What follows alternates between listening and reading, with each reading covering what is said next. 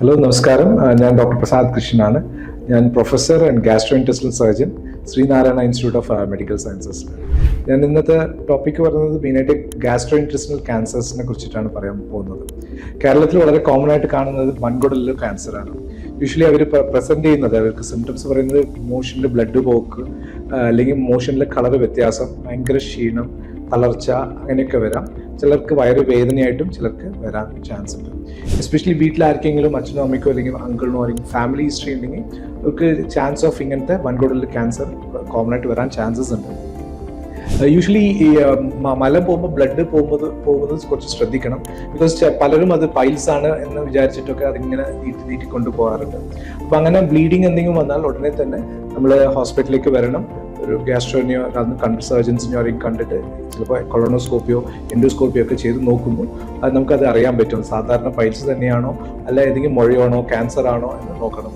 പ്രത്യേകിച്ചും ഏജ് കൂടി വരുമ്പോൾ ചാൻസ് ഓഫ് ക്യാൻസർ വരാനുള്ള ചാൻസസ് വളരെ കൂടുതലാണ്. ബ്ലഡ് പോകുന്നുണ്ട്, ഭയങ്കര ക്ഷീണമാണ്, ബ്ലഡിന്റെ ഹീമോഗ്ലോബിൻ കുറഞ്ഞു വരുവാണെങ്കിൽ നമ്മൾ വളരെ ശ്രദ്ധിക്കണം.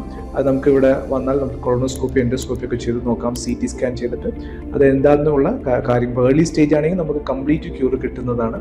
അപ്പോൾ ആ ട്യൂമർ മുഴയൊക്കെ എടുത്ത് മാറ്റിയിട്ട് പിന്നെ കീമോതെറാപ്പിയോ റേഡിയേഷനോ എന്താണെന്ന് വെച്ചാൽ നമുക്കത് ചെയ്തിട്ട് പൂർണ്ണമായിട്ട് അത് ഗുണപ്പെടുത്താൻ പറ്റും. ഇങ്ങനെയുള്ള ഒരു ടോപ്പിക്ക് പറയുന്നത് ഗ്യാസ്ട്രിക് ആമാശയത്തിൽ വരുന്ന ക്യാൻസർ ആണ്.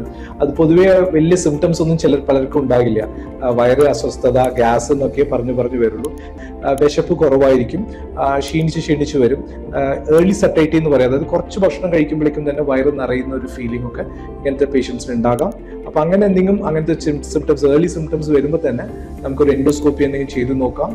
നോക്കുമ്പോൾ അങ്ങനെ എന്തെങ്കിലും മുഴയോ ട്യൂമർ എന്തെങ്കിലും ഉണ്ടെങ്കിൽ അതുടനെ തന്നെ ബയോപ്സി എടുത്തിട്ട് അത് വേറെ എവിടെയെങ്കിലും വ്യാപിച്ചിട്ടുണ്ടോ എന്നുള്ള കാര്യങ്ങൾ നമുക്ക് CT സ്കാൻ ഒക്കെ ചെയ്ത് നോക്കിയിട്ട് അത് ആമാശയത്തിൽ മാത്രമാണെങ്കിൽ അത് കംപ്ലീറ്റും നമുക്ക് റിമൂവ് ചെയ്തിട്ട് അത് ഗുണപ്പെടുത്താൻ പറ്റും. അതുകൂടാതെ നമുക്ക് കീഹോൾ സർജറി ആയിട്ടും ഈ ക്യാൻസർ പേഷ്യൻസിന് നമുക്ക് ഗുണപ്പെടുത്താൻ പറ്റും. വളരെ വലിയ മുഴകൾ ഉണ്ടെങ്കിൽ നമുക്ക് കീഹോൾ ആയിട്ട് ചെയ്തിട്ട് ആ മുഴ കംപ്ലീറ്റും മാറ്റി എടുക്കാൻ പറ്റും. സോ ഏർലി ആയിട്ട് നമുക്ക് കണ്ടുപിടിച്ച് ഈ ട്യൂമേഴ്സ് കംപ്ലീറ്റും മാറ്റാൻ പറ്റുന്ന എല്ലാ സൗകര്യങ്ങളും ശ്രീനാരായണ ഇൻസ്റ്റിറ്റ്യൂട്ട് ഓഫ് മെഡിക്കൽ സയൻസസിലുണ്ട്. Thank U.